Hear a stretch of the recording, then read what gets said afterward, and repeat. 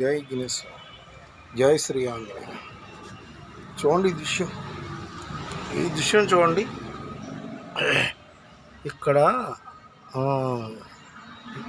విష్ణుమూర్తి,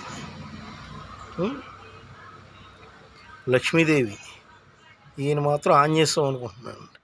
మరి ఈవిడ ఎవరో నాకు అర్థం అవట్లేదు. కలభూమి కూర్చున్నారు. చూడండి ఎంత బాగుందండి ఈ దృశ్యం.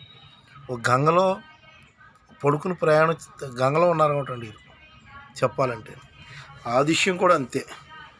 చూసారా,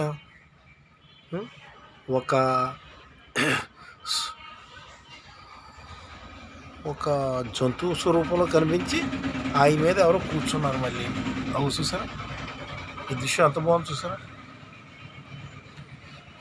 జై శ్రీరామ్, జై శ్రీరామ్, జై శ్రీరామ్.